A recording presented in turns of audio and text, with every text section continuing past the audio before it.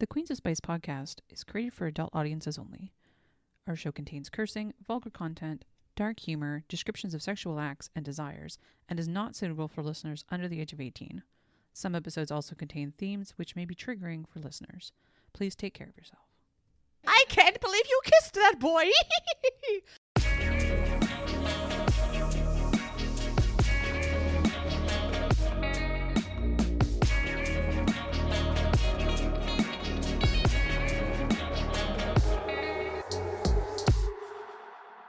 Welcome to the Queens of Spice podcast. I'm your host, Rachel Raggy. I'm here with my two BFFs, Ash and Jack. Hi, guys. Hi. Hi, Rachel. How's it going? Good, how are you? Oh, I'm doing wonderful. Sportsball. We're talking about Sportsball today. Sportsball. This is a book called Caught on Camera by Chelsea Curto. Sorry, Chelsea, we don't know how to say your last name. Don't know. Curto. Chelsea Curto. Sounds great. This is about Sportsball, about football specifically, and we're covering this at this time of year because there's a special football World Cup series thing going on, whatever that's called. The Stanley Bowl. The Pop Cup, right? That's what it's called. That's a Starbucks thing. I get those for Elliot all the time. What's the thing? The sports ball, the Puppy Bowl. Yeah. Yeah. That's the only thing I care about. What? And Super Bowl commercials. Because that's what I get. What's a shit about. Puppy Bowl? Are the actual puppies involved? Are you serious? Do you not know about the Puppy Bowl? Even I know about that. I don't know anything Aren't about they sports ball. all labs? Don't No. fuck with me, Jack. They're not specific. They're all adoptable puppies, aren't they? Oh, maybe that's it. Like they're puppies that are up for adoption. I'm thinking of like Air Bud, but the football one. Oh yeah. That's definitely that's a golden retriever. Yeah, I know. Yeah. So the Puppy Bowl is like it's the intermission where the puppies are playing football. And they take their toys across and score goals and shit. Have you never seen this? I'm shooketh. The cutest thing you'll ever see. It's pretty adorable, I'm not going to lie. So it's the best part of sports. Do they only do this during football? Yeah, I think so. I think it's just like once a year. Yeah, they only do it for like for the sports ball thing. Puppies. Anyway, when it comes up, because we're in the past, this is the future. I have no idea who's at sports ball this week. Who knows? Probably the Kelseys. Jack, you like football. I do like football, but I don't have cable, so I haven't really gotten to watch it because But like, do you have a team you're rooting for the super thing? Well, we know the Steelers are not in the playoffs, but so no. Oh, okay. Rachel's doing everything she can to not call it what it's actually called. I do like Matthew Stafford. Who's that? He sounds hot. He is, but he's like hot in that kind of like. Does he play for your sports ball team? No, he Okay. used to play for the Lions, and that's when I started to like him. But now he plays for LA, I think. The Lakers? They just won the Super Bowl last year, Yeah, that tracks. What? right? Sports? Oh man. I thought Anyway. that didn't Jason's team win the Super Bowl last year? Oh my God, besties, her and Jason. Jason Kelsey, didn't his team win the Super Bowl last year? Because it was Jason against Travis. We'll have to look it up. fucking know. I literally just had this conversation with Bucket Nuts. But people change teams. No, he's still on the same team, isn't he? So this, however, is about Shawn Holmes, who used to be a football player and is now a coach. Shawn Holmes is the youngest head coach of the NFL in NFL history, and his team currently holds the best record in the league. He's distracted, though, by his best friend, Lacey Daniels, sitting in the stands at his game with a date. Oh. When Lacey's date refuses to kiss her on the kiss cam, she's mortified until Shawn saves the day, cutting an interview short to kiss her in front of 70,000 screaming fans. The kiss doesn't mean anything, but when the video goes viral in a matter of hours, Lacey and Shawn are forced to reevaluate how they handled the publicity. They agree on a simple solution, a fake relationship, through the holidays.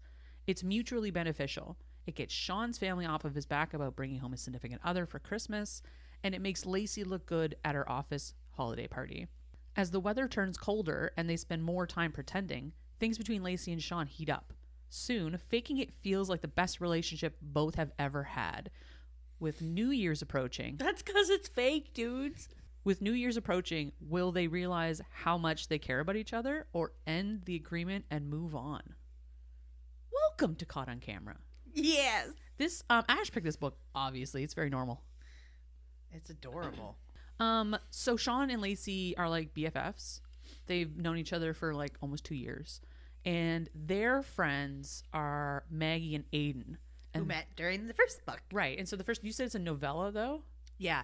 The whole premise is like they're Maggie and Lacey have a friend who's a photographer, and he wants to do a photography session with like the strangers meet and like that intimate strangers. It's popular okay, right now. fun. It's like a project sort of thing. So he convinces Maggie to do it, and the guy has just done an interview with Shawn, and Shawn convinces his friend Aiden to do it, and they show up. And what's really cute about it is, and what I really liked about it was, Aiden's character is not like 6'5" and like stacked. He's this guy who's like maybe 5'10", 5'11", and he's kind of like broader, but they're both like, she's a neurosurgeon and he's a pediatric oncologist, and so they have this like they work in the same building. Yeah, but they don't know that they do. Yeah. So they do the photo shoot, and like it gets kind of like spicy, and then neither one of them want a relationship because their jobs are so intimidating, and so they have this like 24-hour period. They fuck like rabbits, and like it was good too because Maggie suffers from like infertility, and so her ex-husband left her because of it. And Aiden's like just wants to worship her, and then they end up together, and it's so fucking cute. And it's not what you would expect because it doesn't adhere to a lot of those like specific like archetypes, character archetypes and it comes across in this too because Aiden is like the sweetest man. Yeah, he's like he cries and shit. Like he's but very he's like a pleasure dom too. Like he's like he makes her make a list of all the things she wants to do and try, and he's like, all right, let's do it. Amazing. So also we stand a pleasure dom. Right? So they have this great relationship, which you also see in this. Lacey is Maggie's best friend, and Aiden is Shawn's best friend, and so Lacey and Shawn become friends through their people who are, all cute and fucking snuggly and shit. And it is funny because they call it the relationship in this on a number of occasions of like, God, they're so in love. Like you kind of want to vomit. They're so in love. Yeah. Like they're always touching each other and kissing each other and just like always there for each other. And Aiden has a daughter, Maven. Yeah. She's turned 18 in this book. And Maggie treats her like her own daughter. And I think you see it in this book too, like later on around like the holiday type thing where Maven's mom and her partner are like in the situation with everybody, and it was just in Thanksgiving. Yes, Thanksgiving, and so it was just very much like it's so wholesome. There was so much about this that was just like, this was the book you want to pick up after you've read something super heavy and dark and whatever, and this just makes you feel so good. Like it was everything happy and good, and like I know when I was telling you about it, you're like, "There's no. What do you mean? There's no third act breakup? Like, what's the conflict? What's the resolution here?" And I'm like, she's gonna hate this, but it was just so like. So let's get into it. Yes. So it's just a normal love story, it's like the Minotaurs. Nobody has a bull penis. I love you, Jack. I love you too. So as I said in the summary, like they're at this sports ball game. Yeah. And I guess I should mention the book opens with Shawn like bringing her coffee at work. Yes. Just for no reason. She got shat on by a pooped. Patient because she deals with children, like babies. Oh. It's like a 6-month-old or something. Yeah. Right. Anyway. Again, smart characters. Like super smart. I love when it's not like contrived smart characters. It's like legit. Like she's just as smart, and like she's also super like body positive and like sex positive. Yeah. And like you get a lot of that through her character, which is fucking fantastic. One of my things that I love, and it's very funny too, because like I get this vibe from a lot of super intelligent women too. Yes. Of like somebody mentions they read one of her papers, but it was somebody not inside. It was one of Shawn's siblings, not in the medical sphere, and she was like, "You read my paper?" She's like, "Oh yeah, I thought it was a really interesting perspective." Yes! And, this and, this. And she's just like, "Oh my God," like she's like starstruck almost that somebody had done this. And I'm like, I love that for you. Yeah. And just like very humble and gracious and just happy to be alive. Like, well, and I think one of the points with her in like the whole, because she did the same with Maggie, like she doesn't want to date, and then she does want to date, is that like she's not allowed to be she's never felt allowed to be proud of her accomplishments because it almost seems like it's like it's braggy. yeah, like she's always felt like people are trying to keep her within her like sphere. Like So, Lacey in general, she is very happy about her, like, herself and where she's at in life, and Yeah. she's very busy and she's committed to her career and all these things. I don't think she gets called out on any of those things specifically. I'm sure she has some hang-ups. It comes across that she has some hang-ups. yeah, like from past relationships kind of thing. Less like it's in the thing and then more like it impacts her in the grander scheme of things. Well, there's a lot of people who, there's one point her and Shawn have a conversation. Let's get into it because we're jumping ahead here because this is like serious relationship talks they have down the road. And it's so cute. So Lacey and Maggie and Aiden go to all of the games that Shawn has that are like local. Yes. So he is the coach of the DC Titans, which is obviously fake sports ball. Right. I assume. I'm pretty sure that's fake sports ball. I've never heard of the Titans. So he has like Shawn has seats that they go like they sit in every single game at home. And after they watch the game, they always go for milkshakes and chili fries. Yeah. So is it meant to be professional football or like college? Yes. It's NFL. okay. Yeah. Because he was an NFL player and then he stopped and He retired and became a coach. And then, so this is his first coaching contract. I think this is like 3 years in or 4 years in or something.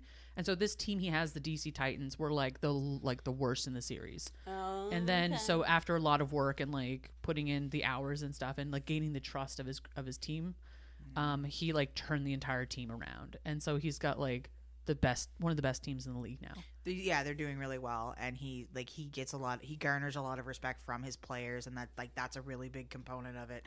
I really liked his character. Yeah. Like I really liked his character. And we'll get into something later on that I like fucking like I'm like, yes, thank you again, representation. About like ooh, anyway. Mm-hmm. I know exactly what you're talking about. Yeah. Okay, so Jacqueline will hate it. Yeah. Why? Lacey brings a date to one of the games. Yes. And He's a dick. he's a bit of a dick. He's a finance bro. Yeah. Michael? Matthew. Listen, you be nice. Matthew. No, but he hates the middle class. He's Yeah, pretentious. he's like He's such a dickhead. um, The anti-establishment, but like pro-establishment. stockbroker Oh bullshit. God, yeah. And hates things for being woke. so during the game, do you know about the kiss cam? That's a thing, right? Yeah, Okay, so they do. How do you feel about it? I think it's kind of weird. kind of pretty uncomfortable. I feel like.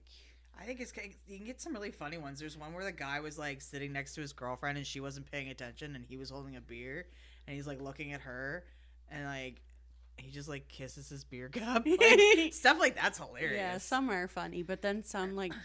Where it's obviously that's obviously taking a side chick and he's like Well, so in this one, the kiss cam is floating around and whatever, and it lands on Lacey and her date. And this is the first time they've ever gone out. And so like Oh. and Matthew makes this comment about like, I think it's fucking stupid. And she's like, oh, it's kind of fun. Like, it's fun and whatever. And like, we're just having fun. We're at the game. Yeah. It's like a vibe, whatever. And he's like, stupid. It's fucking stupid. And so, of course, it lands on the pair of them. And he like refuses to kiss her, which fine, whatever. But he like makes a deal of it. And because of that, the person driving around the kiss cam makes fun of him for it. And they come back like 7 or 8 or 9 times or something and like keeps making fun of them. And to so the point that people start booing. yeah, and like calling him calling names out and on it. shit. Yeah. See, that's when the person on the other side of her needs to do it. This is what, and so this was my thing, was I was like, just like if that was you and me and your significant other and me on a date with somebody, I would just turn around and mack you instead. That's what I would do. Oh yeah, stage Yeah. kiss it or like kiss on the 100%. forehead or like Yeah, something. definitely. It doesn't need to be a lip smacker in order for it to be No. kiss cam. No. It could be like It could be anything. Well, no, because sometimes it's like a mom and their kid. Yeah, or like, yeah. It's And just so- like a, hey, look at us cam. Like, even if you don't want to kiss, you could at least be like, mwah, to like everyone or something. Exactly. Yeah. And so because it was made a deal of, Yeah. it kept coming back. Like it Because he created was this a huge thing. douchebag. He was a douchebag, and so yeah, like, they were yeah. highlighting the douchebaggery of the exactly. situation. And so down on the field, the team is like on a huddle or whatever timeout sports thing. I think they're in between plays. Something. And Or halves and or the guys something. are like not paying attention, and the fans are being and Sean's like, what the fuck are you people doing? Like, what is going on? And fine, whatever, to get distracted. And then they go on like halftime or something, and Sean ends up in an interview with one of the like interview people, and in the middle of the interview they start booing again, and the crowd's going crazy. He's like, what the fuck? And he looks up, and the kiss cam is Lacey, like hands, like face covered, mortified that this is going on, and like the finance bro just being a dickhead basically. And he's like, fine, let's go sort this out. And he jumps over the barrier and he grabs Lacey by the back of the head and just fucking lays one on her, like no, hot and bothered. Yeah, no fucking friend kiss should ever have a right to be that intimate or hot or anything. Like, it's a solid page and a half or 2 pages or something in the book. Like, it's a lot. Yeah, and she's like, because it's all written first person, and so it's like going through the like her thoughts and all this stuff of what's going on, and like the intensity of it, and like nom nom nom nom nom nom nom. It's very good. Yeah.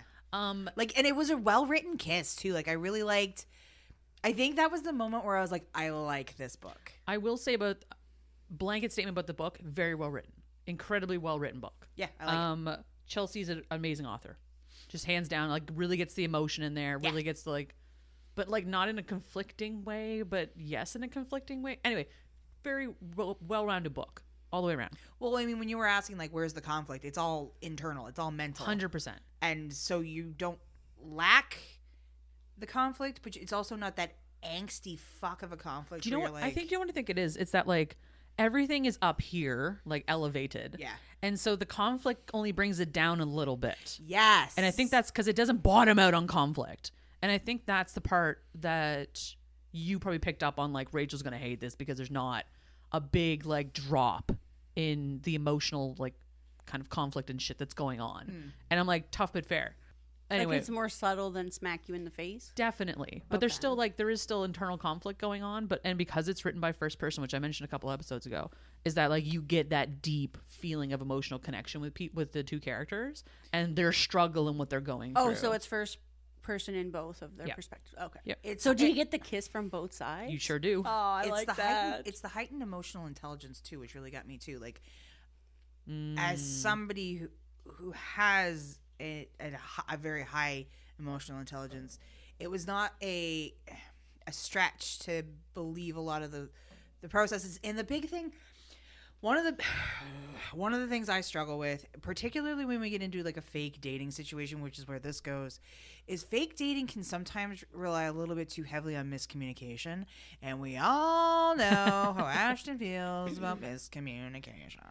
And they were very good at outlining not the entirety of the things, but at least components of it. So they at least knew the direction that they were both going. There was no like misunderstanding of like what was going to happen at once you reach a certain point. The big conflict was like they were in their heads about it and they're trying to like process that on their own, and it wasn't done in a way that was like, are you fucking kidding me? Like, just stop being stupid. There's no point in this book where I was like, just stop being a stupid asshole. Yeah. Never once said that. Yeah, and really? that happens. Yeah, which, and you know me, Doesn't seem very realistic. Right? Doesn't at all. Does not at all. 100%. It's a feel-good book. It is a very feel-good book. If you want to feel some goodness in your life, read this book. I'll give them that. But is it hot too? Yeah, Yes. it fucking is. So after that whole kiss cam situation, they go their separate. They have their fries and their milkshake. Yeah. With the whole group, and then whatever they pack it in. 5 o'clock in the morning the next morning, She wakes up. she wakes up to a phone call from her mother. How come you didn't tell me you were dating Shawn Holmes? What are you talking about? I'm not dating Shawn Holmes. Well, the entire world thinks you are. You kissed him. You sound like a wicked witch. I was just gonna say. I can't believe you kissed that boy. So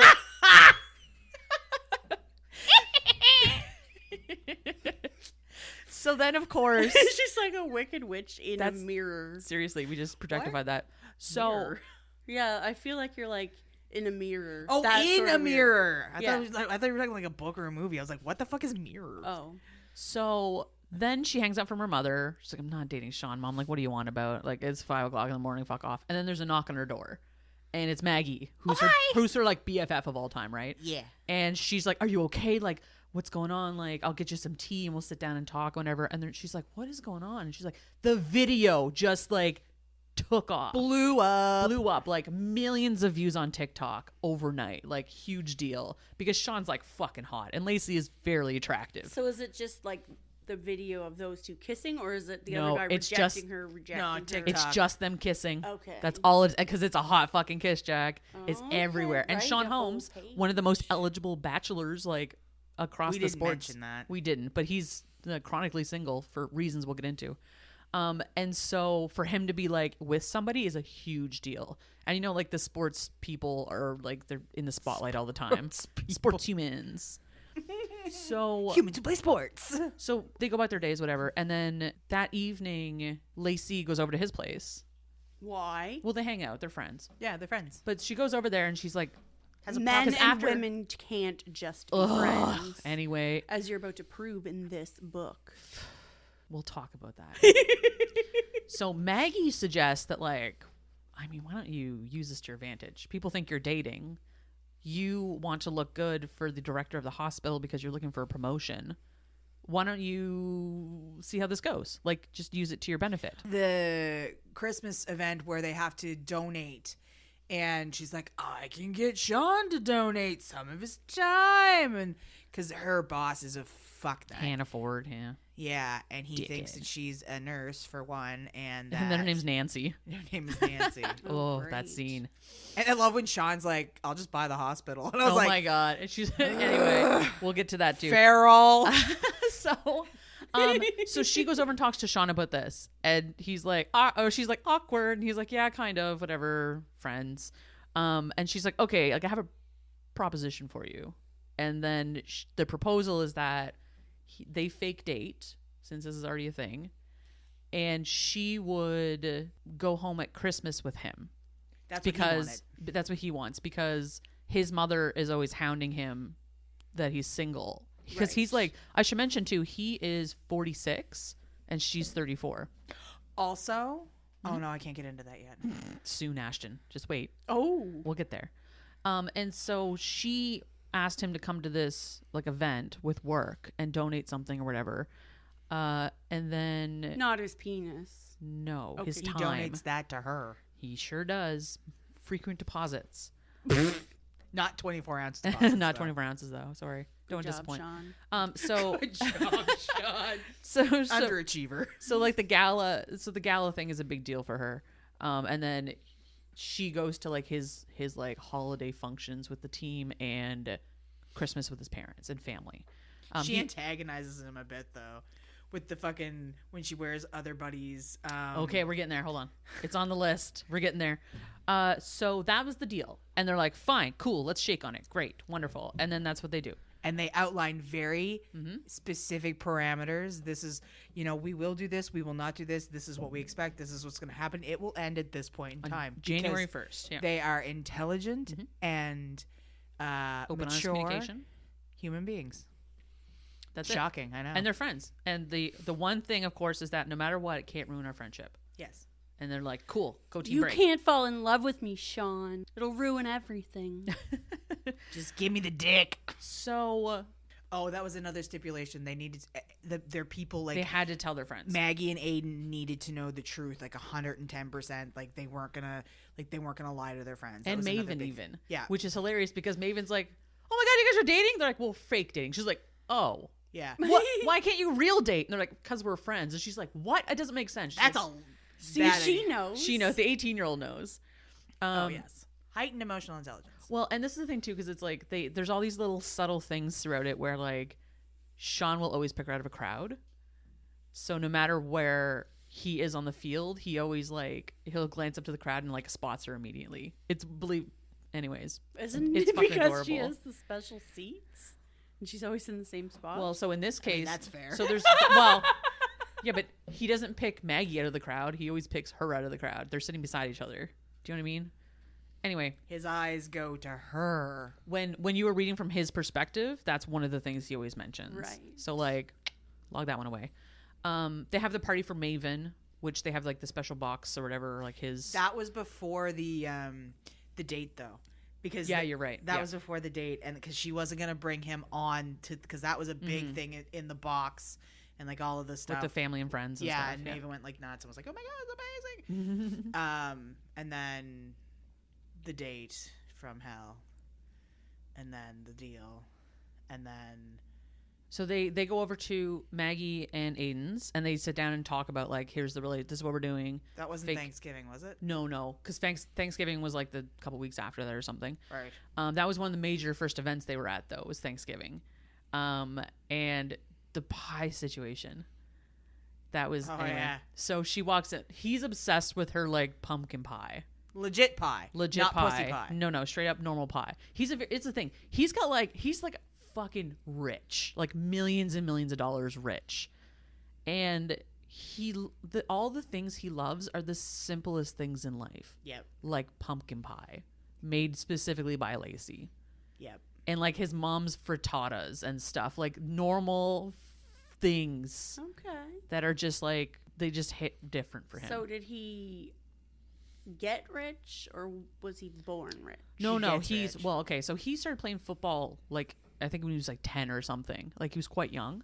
He was basically groomed for it. Yes. Yeah. And so like he did college football, and then he like went to the NFL when he's like 21 or something. Like he was really young. And so like his football career was something like 14 years.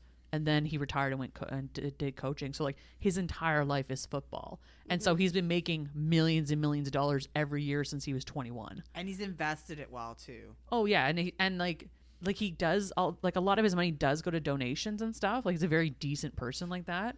And whenever he goes to the hospital to see Lacey, especially, like he hangs out with the kids and like gives them like camp passes and stuff, and like he gives out way more than he's supposed to. Yeah, the finance department won't like that. Like he's a very wholesome, wonderful man. I love his character so hard. Oh my god. And he walks around just like wearing sneakers and like sweatpants and a hoodie. Like he's just a normal dude with this baseball hat on backwards and gray sweatpants. We love gray sweatpants. Described Bill Belichick, and that's not a good thing. I don't know who the fuck that is. Bill Belichick? Oh, he's the coach of the Patriots. You'll look him up after. It'll be okay. Okay. That's cute though. He's super decent. I like that. Let's see. Where do we go from there? She starts to want a little bit more. Well, I think the first time it really gets bad is when she's wearing Dallas's jersey. That's what I was starting to go to. She shows up. So originally she had his jersey from when he was a player. Okay. And that's because he he gave it to her, so she had a jersey to wear, and it has his name on the back. She knows, she cares nothing about oh yeah, she is. Football. She's just there for funsies. She's and literally to support just her friend. Yeah, she's literally just there to support him. And that's one of the things that he notices and he loves about her is that she has no idea that he has this money. She has no idea that he is like. Oh, yeah, he's just Shawn to her. Yeah, he's just like friend Shawn. Yeah, it would be no different than you playing football, us not knowing anything, and us just going and be like, yeah, Jacqueline, because we just want to support you. Right. Yeah, which is it was just a lovely scenario too, because I have tons of friends who do I don't know what any of that shit is, but I will support you 1,000% in it, especially if it brings you joy. Yeah, absolutely wonderful. Then she wears Dallas's jersey, so she needs to get a jersey to wear. But she has his, I thought. Well, no, that was it wasn't the DC Titans jersey. That was his jersey from when he played. I don't remember what the team was. See. So she wanted a Titans jersey to wear to the actual. Right, and they don't have coaches' jerseys. They do not, no. Which is unfortunate, she's actually. also trying to antagonize. Yes and no, because I don't think it comes off that way initially, because when you get from her perspective, she's into the antagonization, but I don't think that was the direction she went in automatically. She was just I need a jersey. I'm going to wear the captain's jersey of the DC Titans. And that's what she does. Oh, I thought she purposely went out of her way to get Dallas's jersey. I don't think so. But she just picked the captain or a captain. Yeah, it's the captain of the team. I thought, okay. Well, believe me, and here's the thing though, to your point. Once she finds out it does antagonize him, she certainly doesn't do anything to change that. And then he grabs her and so he's he sees that she's wearing the jersey, And he's like, what the fuck? And he sends her a text message and he's like, I need you to come down the tunnel right now, which is like the player's tunnel, whatever, underneath everything. And she's like, oh my God, like something horrible happened. And he's like, I'll meet you there in 3 minutes. And he's like, I know it's going to take him more than 3 minutes, but I need to chill the fuck out right now. Like my heart is racing. I'm so mad. Like he's so worked up about it. And so she comes down to the tunnel and she's like, oh my God, are you okay? Like, are you having a panic attack? Like what's going on? And we'll talk about that. And he's like, you're wearing Dallas's jersey. She's like, well, yeah, I needed a jersey to wear. So this is the jersey I'm wearing. He's like, you never wear any jersey but my jersey. He's like, you're supposed to be wearing my name on your jersey, not anyone else's. And anyway, so they're having this conversation and they hear a voice or something. So he pulls her into the supply closet that's like next to them. And things gets a very close-knit, tight-knit little closet. And kissy. And stuff gets real hot and bothered. And so he's like so worked up about this. And she's like, you're getting really worked up about this. And of course, they like have a moment where they start making out. And then after they start making out, some other things start happening, of course. And then in the hallway, he hears, I don't know, he was just here a minute ago. Like halftime's over. Like, where is he? And he's like, oh shit, I'm supposed to be coaching football right now. So, I have a job. I have an actual job. And so he's like, okay, you need to leave first because I'm going to need a minute to chill out. Because he's in sports pants. And of course, he also pulled off her jersey in the midst of all that. And he was like, you don't wear anyone's name but mine on you. Of course. Which is lovely. Is it? Yes. It is in this case. It's not problematic. I know, but how come sometimes it's problematic and sometimes it's lovely and because sometimes if she, it's a little confusing? Because if she was like, you're being an asshole, stop it, he'd be like, oh, sorry. And here's the thing, too, is that, like, their flirtations have been escalating. Right. Because they're in, like, these common areas together, and they're supposed to pretend to be in relationships. So they're, like, touchy-feely, and, like, they kiss each other and stuff, but, like, on the cheek or whatever. But she's, like, getting to the point where that is not enough. Right. Because, you know, as things tend to go. Scratches. And so that night, she goes over to his place again and is like, listen, how do you feel about amending our deal? Because obviously we're both into each other. This is obviously some pent up energy we need to get out. I haven't been with anyone in months. And so, like, let's just one night, we'll be friends who fuck one night. That's it. Oh my God. They want to fuck it out of their system. They want to fuck it out of their system. So they do. And Jesus Christ. I bet you that's the part I'm going to read. It's actually not. You're reading a wonderful part. I can't wait. I'm fairly certain she calls him a good boy in the part you're going to get her to read. I am like, because I remember it being, because you're so used to getting like good girl. But there was, and maybe it's not, but there was one point where she calls him a good boy. And I was like, swoon. Excuse me? Because their dynamic is very interesting too, because like both of them are very impressive people. Yes. And that has no bearing. It has such little bearing on their relationship. Like their friendship especially, where they're like, they just like hang out and they make fun of each other and they have pet names for each other. And it's just like a fun, wholesome relationship. Yeah. Until it's less than wholesome in that regard. How did they become friends? So Maggie is friends with Lacey. And Aiden is friends with Shawn. Like they've known each other. Shawn and Aiden go way back. And Lacey met Maggie in med school.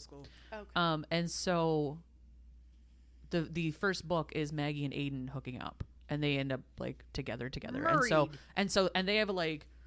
I really love their friendship dynamic too, where they just do shit all the time. They have like game nights once a week, and they like have like family gatherings and stuff where everyone kind of comes and whatever. Like it's quite nice and lovely, and like the found family kind of situation of it is like it strikes all the right chords with me. Oh, it's quite nice. And they're always looking out for each other. And like Maggie rolls up at like 5 o'clock in the morning to be like, are you okay? What's going on? So like it's really quite nice in that regard. And so her and Shawn already have this rapport of this like kind of wholesome friendly relationship where they were like, oh, hug and say hi and kiss on the cheek and whatever. And so that was already like a thing established. And then all this stuff happened, of course, because Shawn was bailing her out.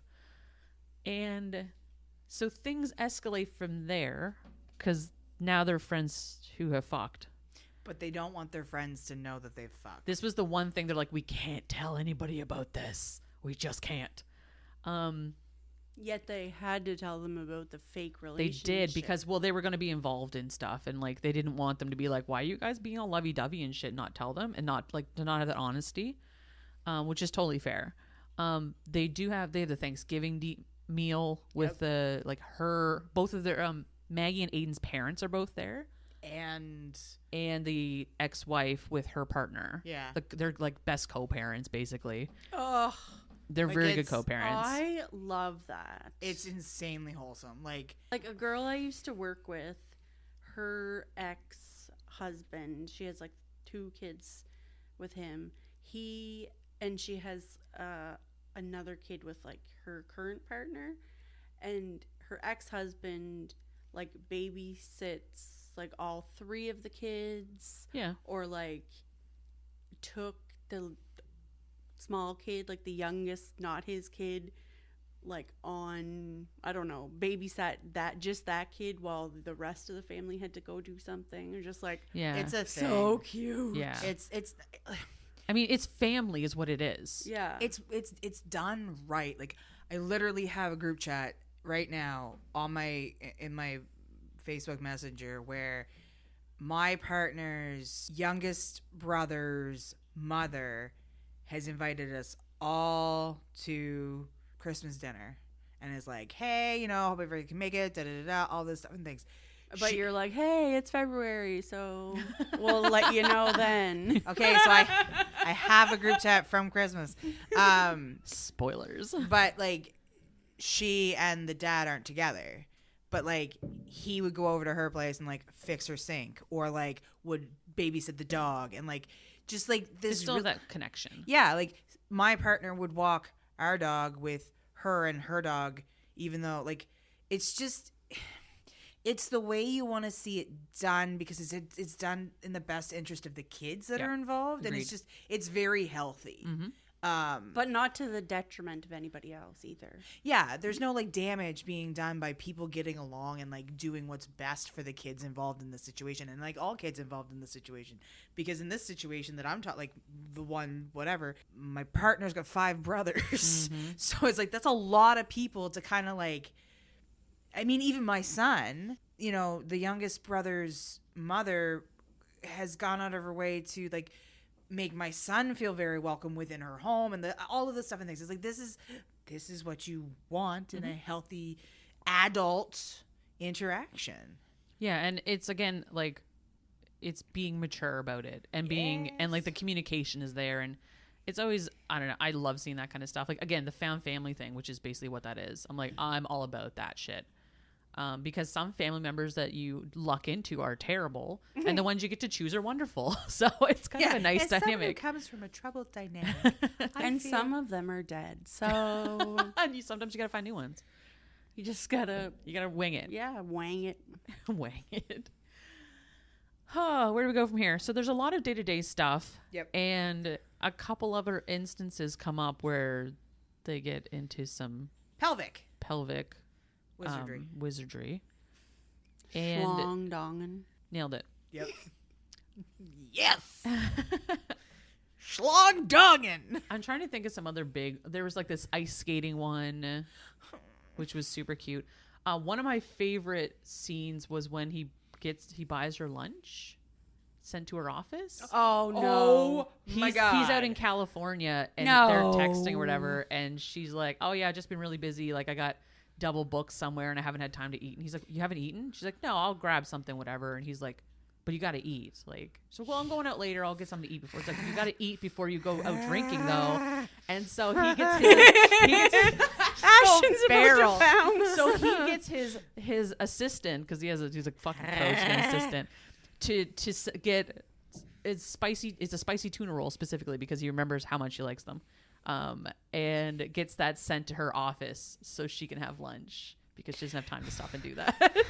Not only does he take care of her, but he remembers her fucking sushi order and like goes through the mental process of like what should he send her and remembers that she likes like Okay, do you know who this is in real life? who? Rachel. Hi, what's up? Yeah, It's there me. you go. Are you enjoying your Lego flowers?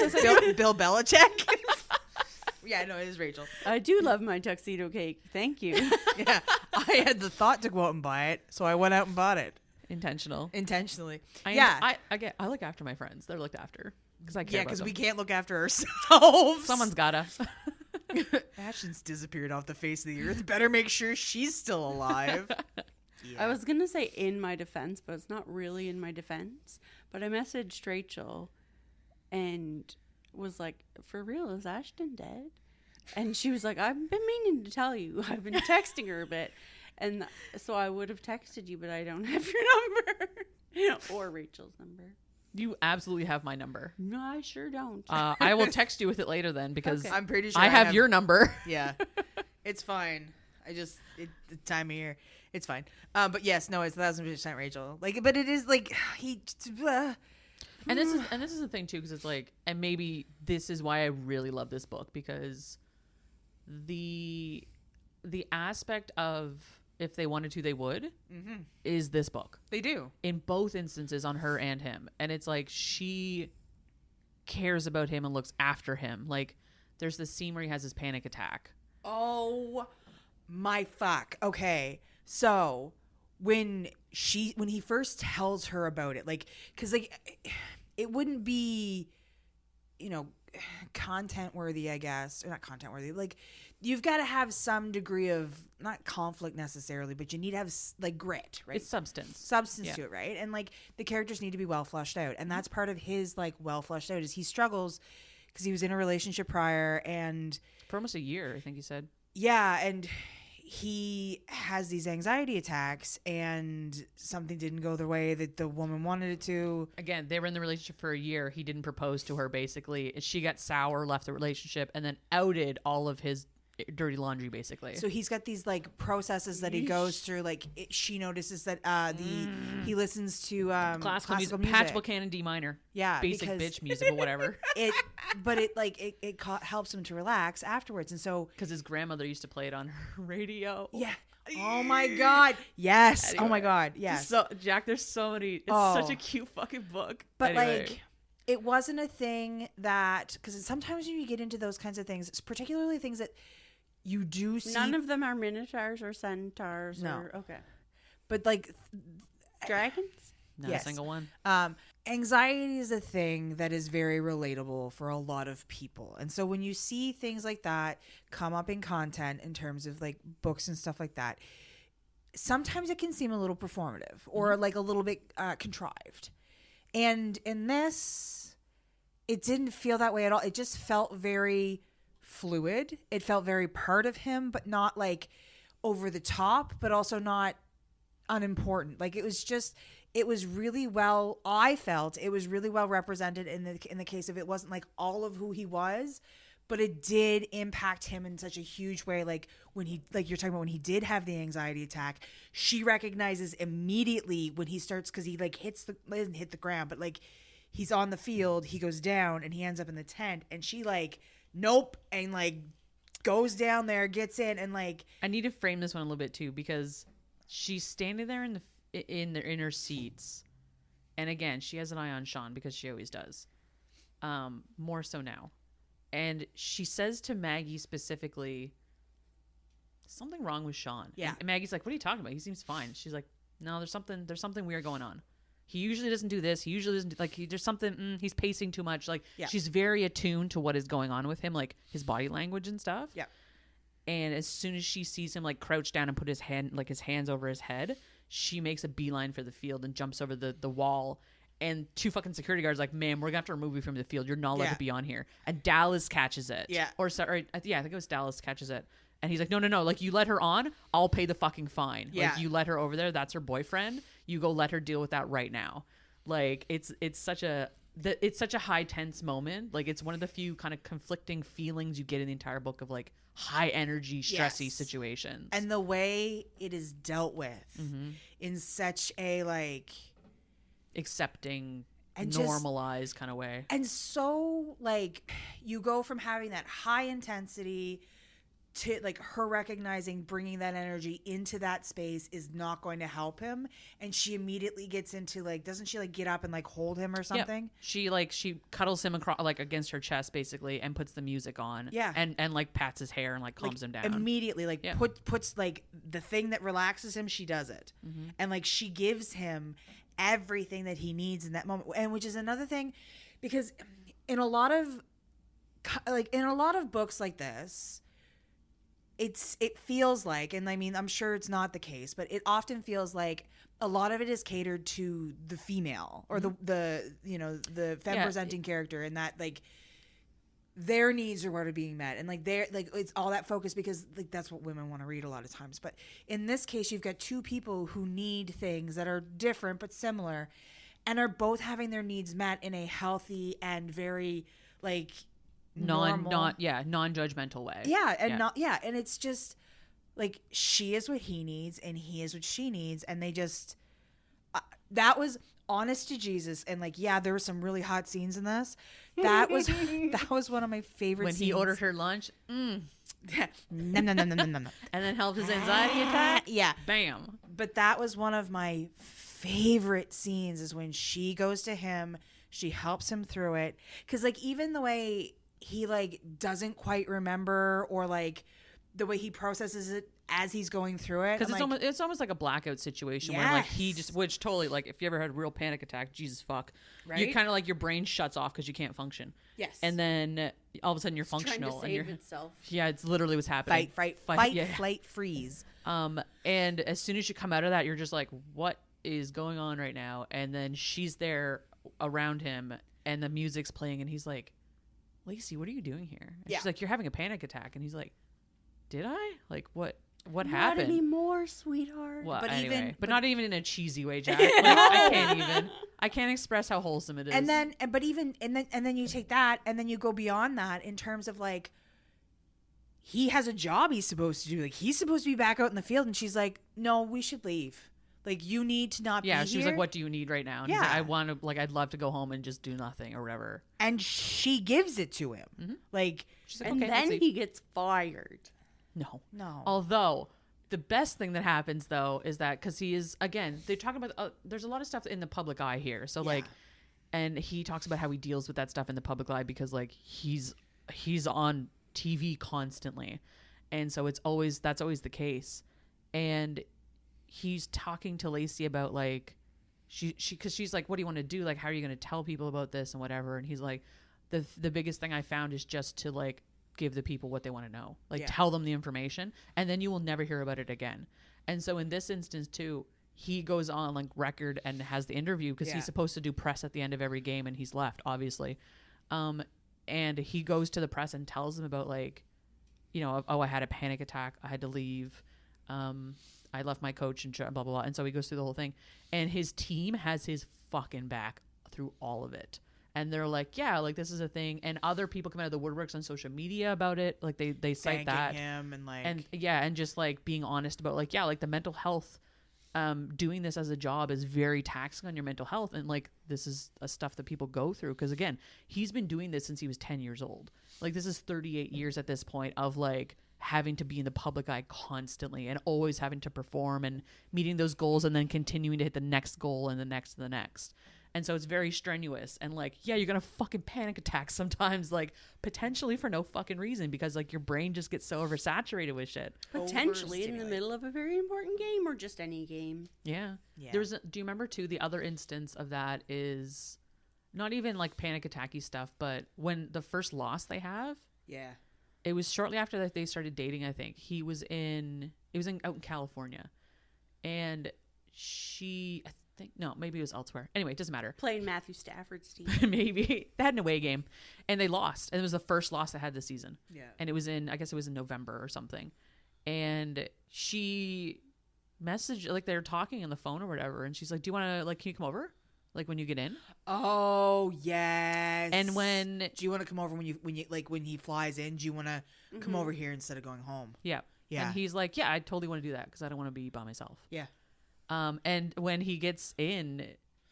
Well, no, I don't even know if they do. I don't think they do. They're still friends then. Well, they're just like cuddling on the couch, like they're just watching a movie and chilling out and having pizza or whatever. But are they dating at this point? They're fake dating. Yeah. Oh, okay. They fake date the whole time. And Oh, when she does the panic attack thing, she's not real yeah, dating? fake dating. No, there's fake But here's the dating. thing, because this is the thing, Oh. Jack, is like they're best friends. Right. So like, if one of my best friends was doing that, I don't care what gender you are, I'm still helping you. Well, yeah. And so that, I but just thought they, it's also wrapped up in the fake dating thing. So it's kind of complicated. Right. And anyway, again, obviously, like their friends are even like, yeah, you certainly don't have feelings for each other. I'm fucking Yeah. sure, because let's be honest. But the other instance is, so when he loses that game, Yeah. she has a bunch of music playing in the background. Yeah. And when he comes in, they're chit chatting or whatever, and he's like, "Wait a second, is that classical music?" And she's like, "Yeah, you told me like when you decompress, like this is what you want to listen to." I think that was before the panic attack situation too. But That's, like, I think, what kind of spurred on that information. yeah, He's like, oh, she's knowing me. it's a she it's a sees thing. me. Well, she sees him, and that's Yeah. dead And ass that's what a he big cites thing. too. Is that like, oh my god, like you see me as Shawn, you don't see me as NFL coach or like. Or like Rich NFL player, man or- rich person, Yeah. or Yeah. whoever, right? Like you just see me as who I am. Because she genuinely has no idea what his net worth is. Oh my god, they have a conversation at one point where he's like, "Do you know how much money?" Like he donates $2 million to her hospital, and she's like, "Oh my god, that's insane! Like that is so much money. How can you afford that?" Blah blah blah. And he's like, "Do you know how much I make?" And she's like, "I have no idea. Like that's an obscene amount of money though." And What, he's like, maybe like 50 grand a year? Like, "Well," and then he breaks it down. He's you're like, a "Yeah." coach? She's like, "My first." He's like, "My first contract for like, I think it was like 8 years was like $10 million." And he's like, my coaching contract for like 6 years is like $8 million. Like it was obscene amount of money, right? Like, and she's just like, "Oh shit, that's a lot." And he's like, "Yeah, I could like buy an island." Or no, sorry. She says you could buy an island. He's like, "Yeah, but then none of my friends would be there. So like, what's the point? I wouldn't get the pumpkin pie. Like I'd have to go visit you to get that. Like well, why?" you could invite your friends to the island. Anyway, they have to work. They have jobs. He offers to buy the hospital Yeah, as a joke, but as not a really. joke because, like, Her boss is terrible. Sucks. Like, and he's like, I could just buy the hospital. And she's like, meh. That's literally what they do on Grey's Anatomy. Buy the hospital? Yeah. Do they really? Yeah. I don't watch Grey's. Yeah, it goes real off the rails. Do they Isn't buy it? Yeah. They sued the hospital because of the flight crash. Yeah, but then the money they get from that settlement, I believe it is. Because it's going to close the hospital. They buy the hospital. And Yeah. then they create a board. Yeah, I know. I remember what you're talking about now. So, Christmas. Not Christmas, but, like, Christmas party. So That's her gala party, Yeah. sexy time. super sexy times. So they go to her gala party, Yep. and she introduces him to the director. The director makes a point to be like, you haven't donated anything. What is wrong? Because everybody's supposed to donate. And she's like, Nancy, I can't believe you haven't donated anything yet. yeah. And she's like, My oh. name is Lacey, you fucking No, son no. of a bitch. Does he do that? Sure does. Yeah, he does. He like tears him a fucking strip of like, Yeah, he I does. can't, like a good manager would know who his people are, and he would be down on the floor and know who works in their office and blah blah blah. Like, he just like very What does she straightforward. do? She's a nurse. No. No. She's a pediatrician. Yeah. Ugh, just in the nick of time. Delightful. They don't actually have kids, Jack. Don't worry. But We'll talk about it later. when does that come up, though? Comes up later. She's already talked about it by now. Right, but has she? Yes. Because they have the conversation about why they're both single, Yes. and I think at one point, because it was like an Ask Me Anything thing, It where comes where up pretty early. But it comes up like in earnest later on again. Yes. Yeah. Oh, yeah, most definitely. And this is another thing that I loved about this book, similar to the previous book, in that, like, they're creating these situations, like, Lacey doesn't want to have kids. And it's not that she doesn't want to have children. She just thinks that there's a lot of kids out there who don't have families, and she would rather adopt, like, 8 children. Yeah, she wants And a shit ton of kids. She wants a shit ton of kids. She just doesn't want them to have to be her home. Do you remember why? She doesn't want to birth them herself. No. But that has nothing to do with it. She wants to have a bunch of kids and the partner or whatever to have like the matching pajamas and the family photos Yeah. at Christmas. That's like her main goal. But she just wants to adopt children because there's so many children out there who need homes and lives and loves and all of that. Like, it's just like, That's The what I said. sweetest She doesn't people. want to birth them. But it doesn't have anything to do with the fact that she doesn't want to birth children. It has more to do with the fact that there's too many kids out there who just need, and she recognizes that. And Sean's like, yeah, you know, he's like, well, and it's a funny thing too, because I think at one point, because it's from his perspective, he talks about how he never really gave it much thought. Like, he knew he wanted kids or whatever, but like he never really pictured himself doing that. And then of course with Lacey, he's like picturing himself in the picture with the matching pajamas and the 8 kids. Right. Do you know what I mean? Like throwing the football in a group of 7. Well, and it's funny because she says specifically, I think it's at Christmas time because he's around his nieces. Yes. And even Maven too and that kind of stuff. She's like, you would be an amazing like girl dad. And he's like, what do you mean? He's with like, his like nieces. Yeah, like he's so lovely with the kids, and like especially and she's like, you'd be a good dad, like boy dad too, but like you'd be a really good girl dad. Because like you don't get icked out by weird stuff, and you like really care and have a genuine heart, and you're always like there for them. And you would learn how to do their hair. He would have. He is big dad energy. He would 100% do that. I love Adorable. that. He's this kind of guy that would be like, oh, you start your period, you're not feeling good, do you want me to go get some chocolate and some tampons? Do you need tampons? Do you need pads? I'll go get them for you. Like, but that's really awkward too. how is that awkward? When you're like too up in it, that's weird. Okay, have you never had a period where you literally feel like you're dying? No, but like, I feel like it's like weird to just like keep asking, like, and bugging. someone I about don't mean it. he's like good, but he would be the guy that goes out and just does it. Like, Well, that's totally come home and like when Ashton would feel bad when we were teenagers, she'd be like, I'm feeling gross and period and gross. I'm like, I would just bring her over Skittles. We would hang out. yeah, or she'd tell me I needed to get in the shower and then yell at me to get out of the shower because I would literally lay in the shower because I could not move. It was a thing. You have to go get blood work done. Give you a blood sample. Jesus Christ. Anyway. Yeah. No, like it's like but that's the energy. Like he's got the like, I'll take care of it. Don't worry about it. You just cuddle up with your ice pack or heat pack or whatever you like. He would be the dad that mom would be like, oh, you know, so and so just started their period, and he'd be like, all right, cool. What do I need to do? Like, and I'm on my way to the grocery store. Let's go. But would he be that dad, or would he be the first one that you mentioned, where it's like, let's have a party and like get her a cake for her first period? That was definitely not the vibe I got from that. What you said, what Ash. I was gonna say, what part of what I said had anything to do with that? It was more like, what do you need? Like, I know, how but can I in help? like Oh, but it's weird not, way, like, not in a what do you raw need? Like, you're a how woman can way, like not like that. No, and It's how just, can it's I just help? a take care of you way. Yeah. it didn't sound like that to me. It did for me, Ash. Don't worry. Okay, You're I was not like, crazy. You're crazy, but not in that Too way. many questions, I thought. That's crazy. Anyway, Is there anything I can do for you? Okay, let me know. I guess, but if you ask a pointed question, you get pointed results. yeah. That's the point. And 'Cause he's all about sometimes Mr. when you don't Communication. Do you want some chocolate?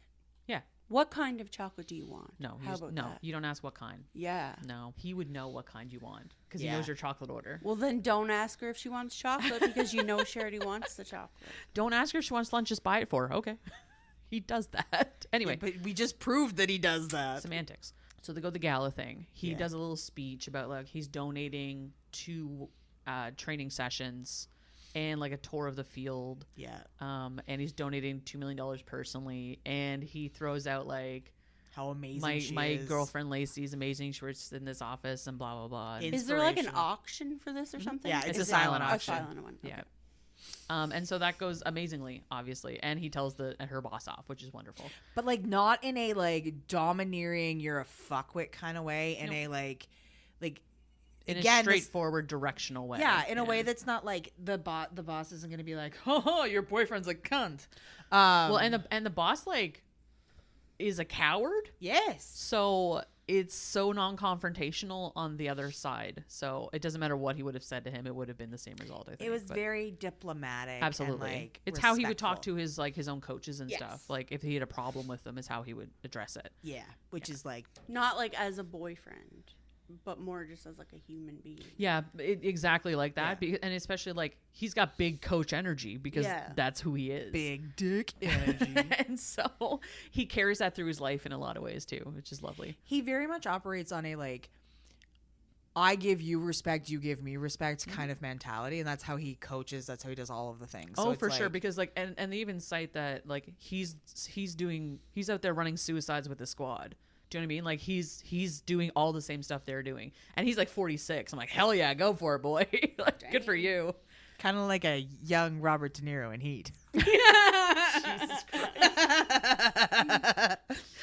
God. Or Keanu Reeves in The Replacements. Oh. So then she goes to his Christmas party But with they- the football team. Oh, yeah. Okay, yeah. And that is interesting because, and this is where they get into some of those questions. I think this is where specifically he asks her about like, does she want kids or does she ever want to get married or any of that stuff? Because they kind of like, they like kids on the football team are drinking and being idiots and DJing and stuff. And he's like, I need to take a breather. And he goes and sits outside. And she like she's a fucking smoke show. In both cases. Like I she figured. dresses up real nice. In this one specifically because the team gets him a limo. And so she's got her long coat on, it's snowy outside and stuff. And she gets in the car. And then when she gets out and takes her coat off, he's just like, I'm fucking screwed. I'm so screwed. I am 1,000% destroyed, screwed. Right? Because they're still fake dating. They're still fake dating. And he's just like, this is it. I'm done for. Like, smoke show. Anyway.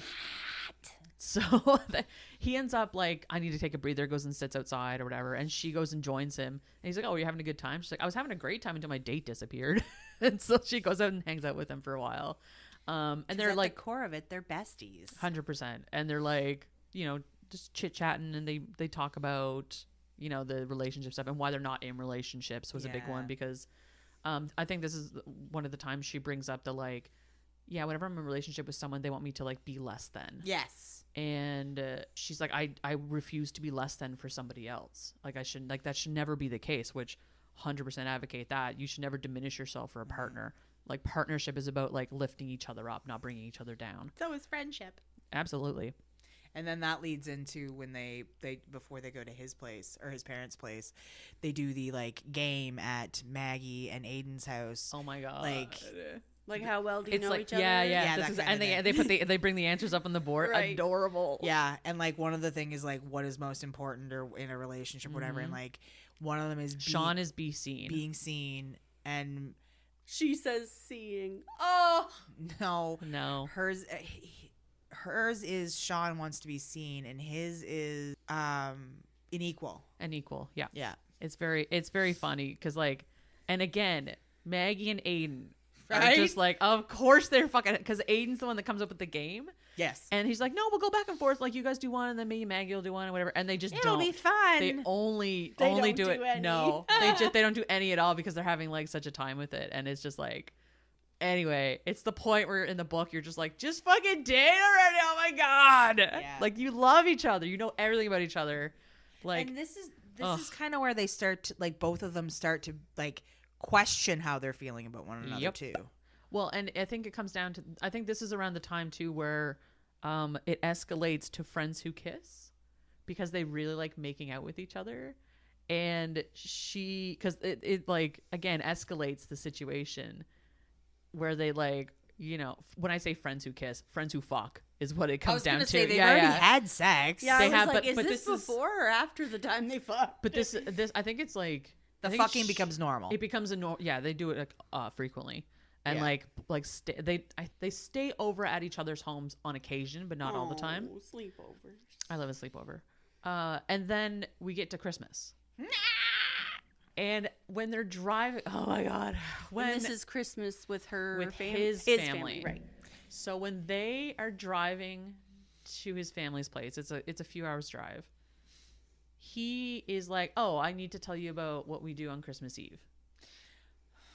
And she's like, oh, okay, like, sure, whatever. Did they fucking go to a soup kitchen or something? Jacqueline is Even so better. much better. No. It's so much better. So he has, his father and he have always done this thing where they would, like, donate back to the community in a way of, like, bringing kids presents at Christmas, right? I Operation was Give just Back. gonna say And the so- kids because she wants to adopt. Okay, yeah. And so when he signed his first contract with the NFL, he made an official charity called Operation Give Back that his father runs basically, and his mother participates in and stuff. And so all the family does. the entire family ends up participating in it. And Super fucking clever name, bud. anyway, but the point of it was to never come back to him about it. Like it was never about him. It was always about giving back to the community. And so, like, so his name is nowhere on it, sort of thing. It is. And so they gather people's names throughout the year.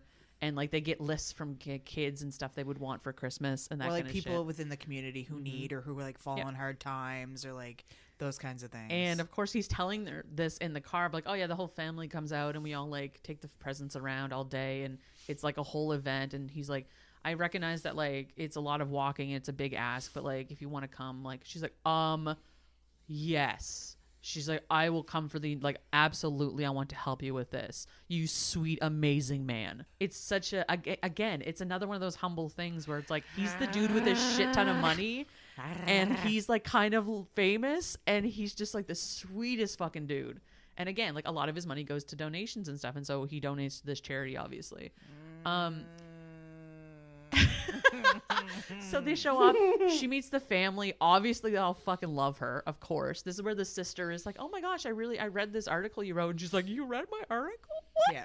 Because she is a fucking impressive person, and she's done a lot of like research and articles and stuff like this. And you know, she's a fucking pediatrician. It's kind of a big deal. Also, I love like that they have like so many different traditions that are like all equally important in a different way, like the snowball fight and like all of this stuff. And it's just so like it's such a beautiful wholesome Christmas thing. I know. I was like, can we do this book because it's centered around Christmas and this is after Christmas? It's supposed to be about football. Yeah, it's a football book. It's not a Christmas book, but it's all Christmassy. It's all feel goods.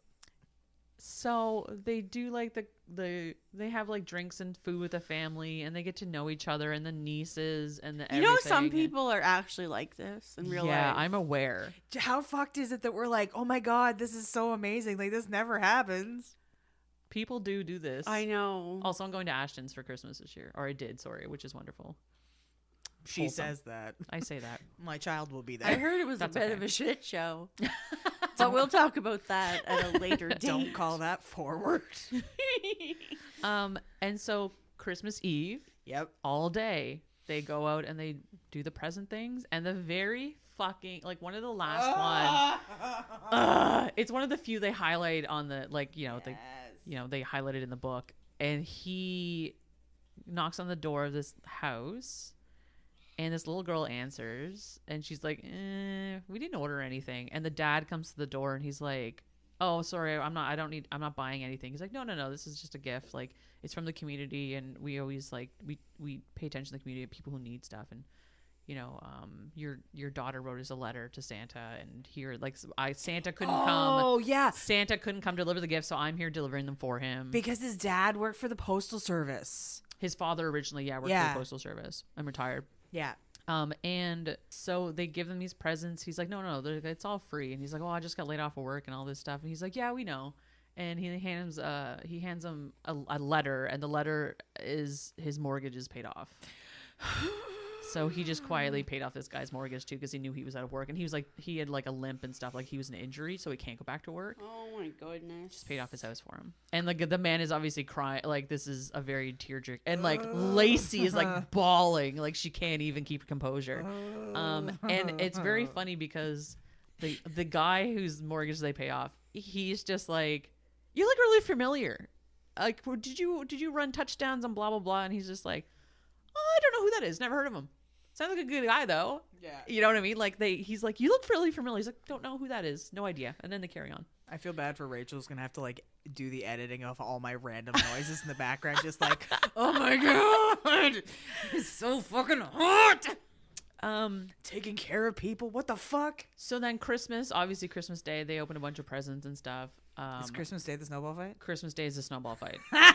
So this hilarious thing happens where they get very competitive. Obviously, Shawn's competitive, but Lacey gets really competitive, and she's like, "No, I'm gonna smoke you. I'm gonna beat you at this snowball fight." And he's like, "I don't think you understand what you're getting into." She's like, "Don't care," and she starts talking shit to him. Yeah, talking smack. And then after she's done talking smack, she starts to go down on him, And Oh, yeah, and then and leaves then she zips him back up and she said, Bye.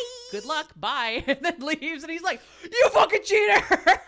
She left him with like left some him hanging. snowballs there. Jacqueline. However, so they're out, they're doing the snowball fight, whatever. She's like lost. She runs off into one of the, because she's never been there before. She runs off into a direction and then he catches up with her and he's like, oh my God, like you're way out of bounds. And she's like, oh, I figured because like I can't see the house anymore and like I can't hear anyone or whatever. And then they start getting like hot and heavy and he goes down on her. No, he doesn't. Sorry, he fingers her. her.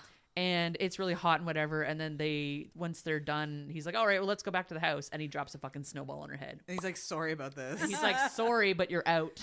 She's like, you asshole. Yeah. Super competitive. Yeah. And I think this is the night. The mom calls him out. That I think that happens too. But there's one night when they go sit on the roof. Because there's a big like pond in the backyard. And like there's like the nice, because it's out in the country kind of. Yeah, that was his moment for sure, that he was like, I'm in love with this girl. Like, yeah. I'm fucked. Like, this is more than just a relationship. This is like true love sort of thing. And in the meantime, like through her perspective, she's thinking about like how she wants to come back next year and like doing this again next year and all of that stuff. Like, this is where you start to like third act conflict or third act breakup would kind of like be around this point, but it's more internalized than it is externalized.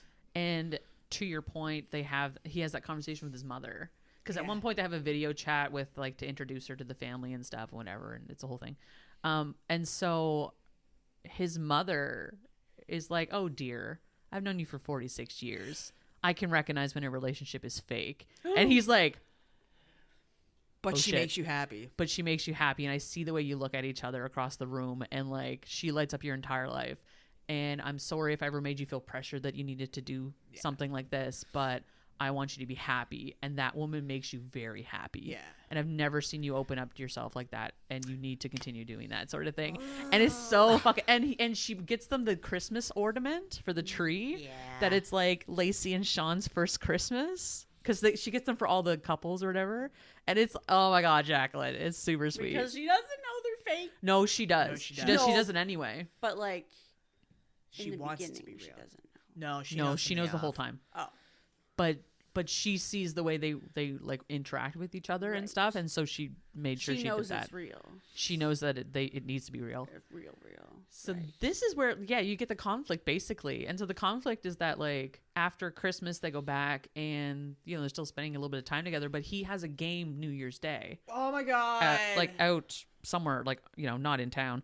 So she's just like sitting around his house or sitting around her house, wearing one of his shirts, of course. Did they give each other their Christmas presents at this point though? Yes. Oh, they did. We should talk about that. He gets her a jersey with his name on it, but their team and the DC Titans team. And he had to explain to the jersey people, he's like, I know that Shawn Holmes doesn't play for the DC Titans. I'm aware, but this is what I'm asking for, because I don't know it's him when he orders it. Right. Anyway, and so she ends up with the one of a kind. You can get custom jerseys, so you can. He ordered a couple of them, but this is the one that came in first. Well, because he said she looks real good in blue. Yeah, because it's the home jersey.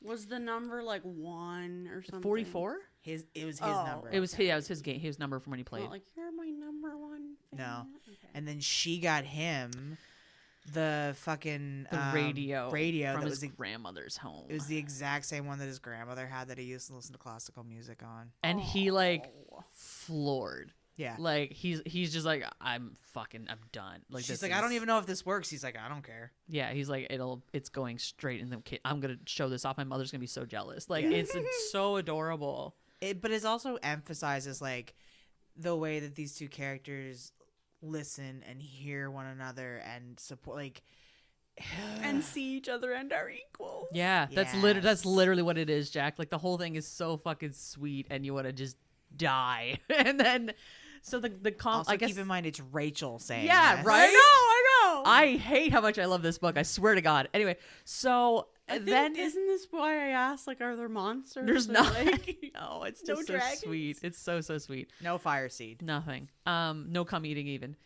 So nope.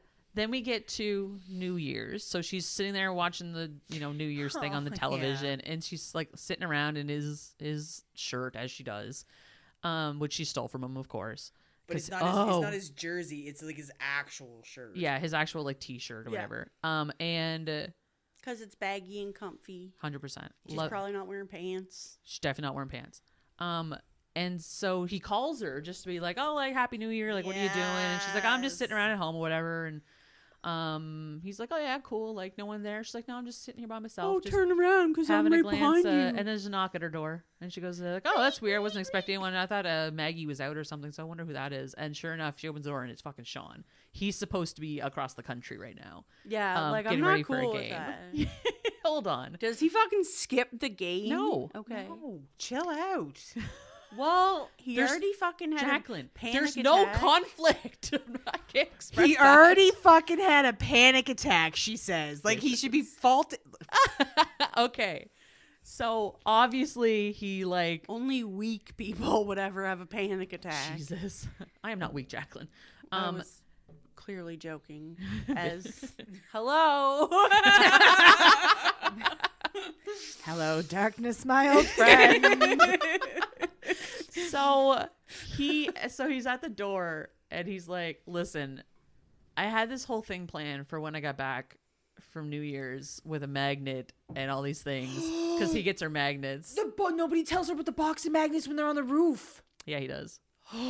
She has this thing with magnets. Well, no, he has a thing about she has a thing about magnets, but he also has a thing about getting her magnets. So he bought her.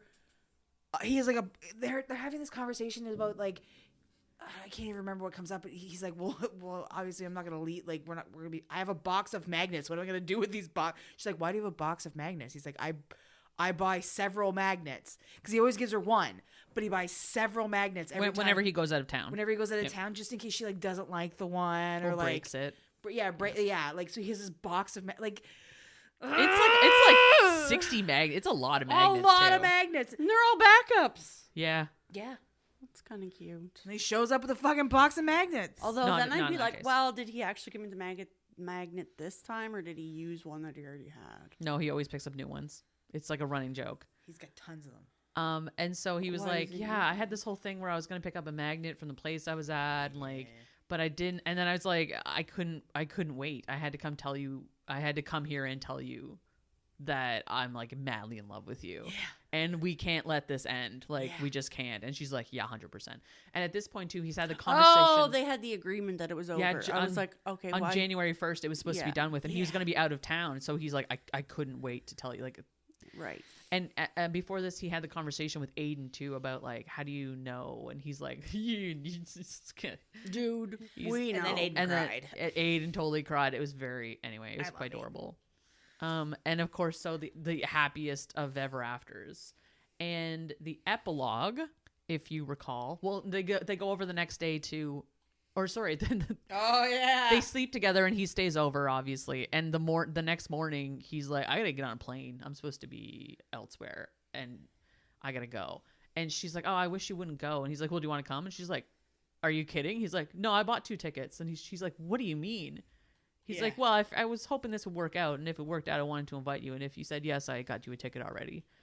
And she's like, you just bought a plane ticket for me, not even knowing if this was going to work Dude, out. I'm fucking loaded. Like, what am I gonna miss out on? Jacqueline, like 12 grand, dead, or 12 dead ass. $100? He literally says, he's like, listen, I have a lot of money, and I want you to get used to me spoiling you, because these are things I want to do for you, and like, don't let that get in the way of whatever. Like, they have that conversation of like, I'm gonna spoil you rotten. I'm not trying to like buy you. Yeah, but he's I one. have money. Yeah, well, and she does too. She makes like 200 grand a year or something American. Like, she's fine. So it's anyway. That's and so they go off to, So did he the just football lie game. about having a football game that day? No, he's on his way to it right now. Like Yeah. the morning of. He would normally travel like with the the team. team, but he stayed behind to have the conversation and see her. But he still has to be at the game, so he got tickets.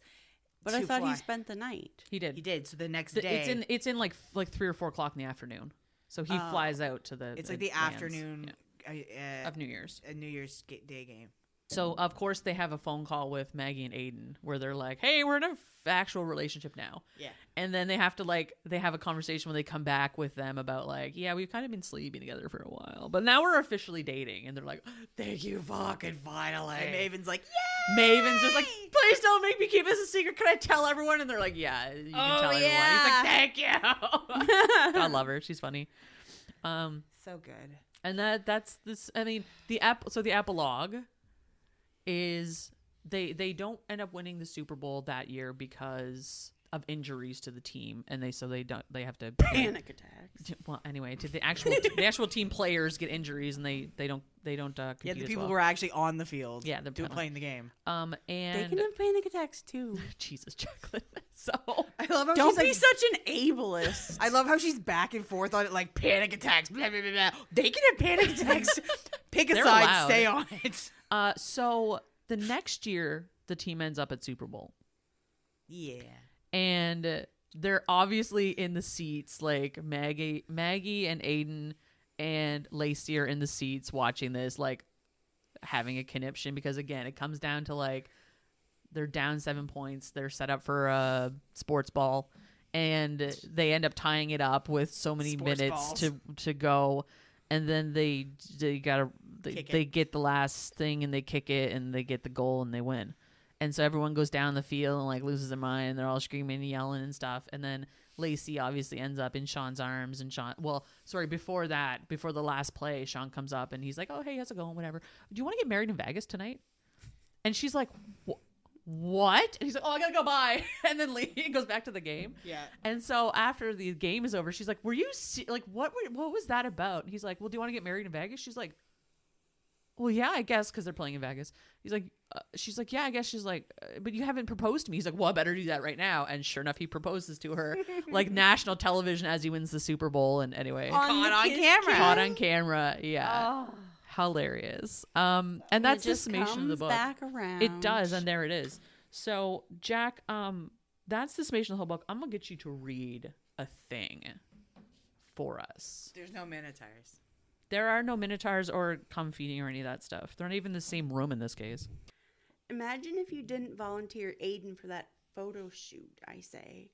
And imagine if you didn't encourage Maggie to flirt with him. He was over the moon when she gave him attention. It makes me happy. They're both good people, and I'm glad they found each other. We make fun of them, but I think they have what we're all searching for, right? True love and someone who would set the world on fire for us. That's special. I sigh, and I'm sure I sound like a kid reading a fairy tale. Caught up in the idea of a happily ever after I'm not sure I'll ever have. This got really deep, didn't it? Shawn laughs. Yeah, it did. I'm happy for them too, though. Those two are going to last forever. Hang on, let me grab my wine and we can toast to them. I reach over and lift my glass off the bedside table. As I do, I knock my vibrator to the floor and it turns on. Damn it. What was that? Nothing. It sounded like something. Are you okay? He asks. I'm fine. All good over here. Are you sure? It was pretty loud. It's my vibrator, I blurt out. It fell when I was getting my wine. The other end of the phone is quiet. I down half my wine before shoving the glass aside. I think Shawn might have hung up, but then I hear his breathing hitch. Were you using it? He asks, and his voice takes on a different tone.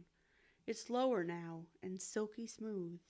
It matches what he sounded like that night, and I'm transported back to his penthouse apartment, his hand around my neck and his mouth everywhere.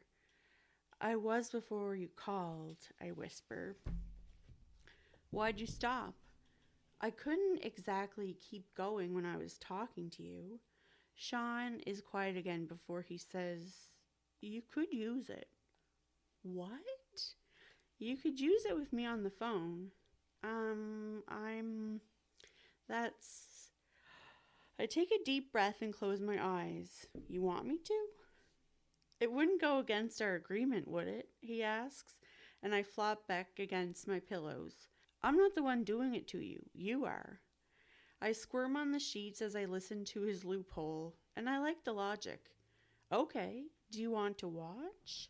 Fuck, he breathes out, and it's a strangled word. I'd love to watch. Hang on. I chug the rest of my drink and grab the toy. We've already seen each other naked. What's one more time? I FaceTime Shawn, and he answers right away. Hey. The room is dark, but there's a lamp somewhere off camera that makes his skin look golden and soft. He's shirtless and his hair's wet. He must have just gotten out of the shower.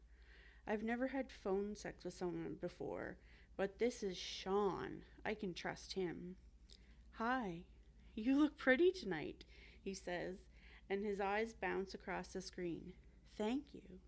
I angle the camera so he can see my legs, and I bring the toy to my chest. I wish you were here, I say, and I blush as the admission slips out of me. I wish I was too. Are you going to show me what we'd be doing if I was with you? Shawn asks, and hell, that's hot as sin. We'd be doing a lot of things if you were with me. He leans out of the frame for a second before popping back up. He flips his camera, and I can see the front of his sweatpants. I'm already hard. I want to watch you too. Can I watch you come? I ask. You can have whatever you want. We can get off together. What do you like best? Do you want to see me? Do you just want to see the toy? I want you to do whatever you feel comfortable with, Lacey girl. I want to see you take care of your pussy the way you know I would if I was there. But we both know I'm better than a toy, he says. You are. I nod and prop the phone on the bedside table against the bottle of wine. I pull off my top and bottoms, not wasting any time, and I'm naked in front of him.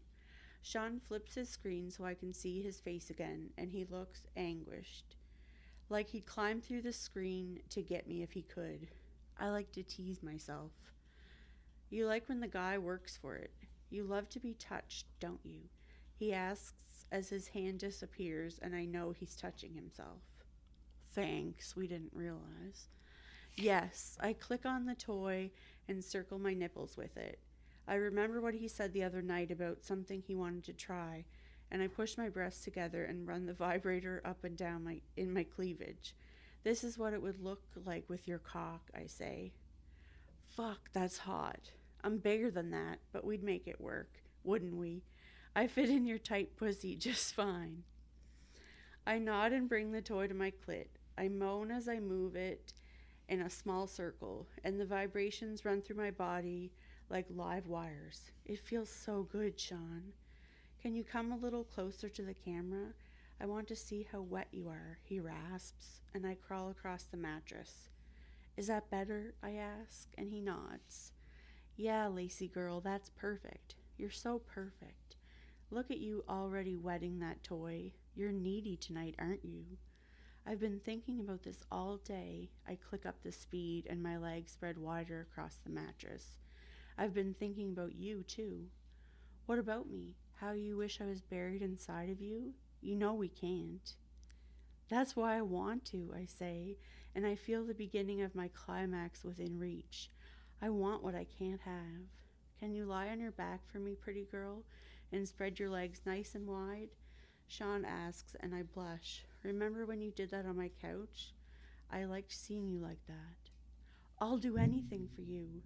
My back rests on the bed, and I scoot toward the phone. Do you like what you see now? I'm fucking obsessed with what I see.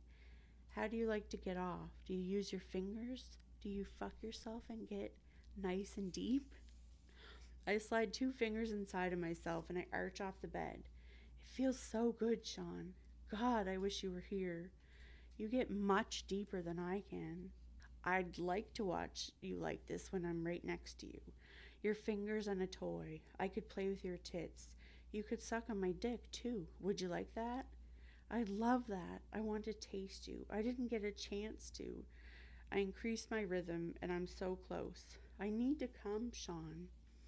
You can come, Lacey girl. You've been so good, he says, and his praise notches its way down my spine. I've loved watching you. I want you to come first, then I will after, okay? Can you let me see how good you make yourself feel?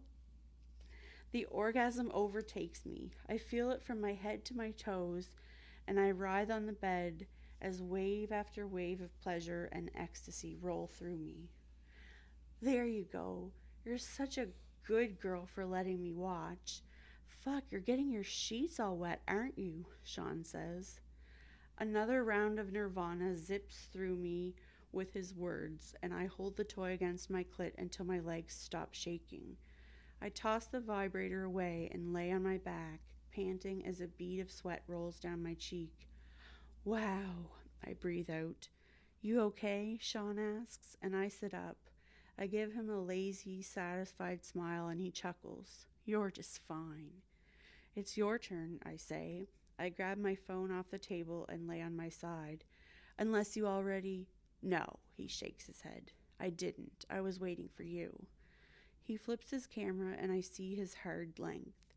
He got rid of his sweatpants and he's stroking himself. I lean forward and frown. What are you holding? Your underwear from the other night, he says, and I almost come again. That's hot, I whisper. You brought them with you? Yeah, wanted to get off to you. I watch as he wraps the lace around his cock and moves his hand up and down. God, you're so big. I stretched you out the other night, didn't I?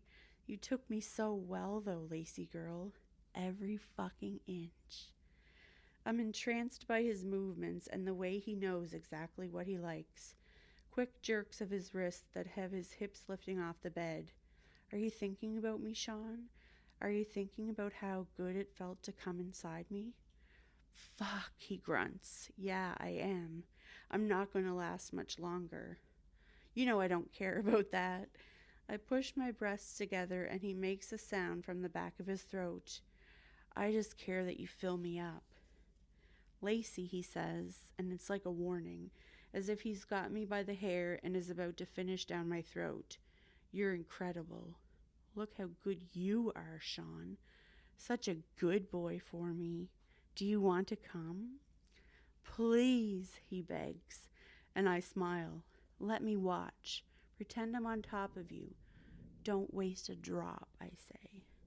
Shawn groans, low and long. His release covers his hand and my underwear.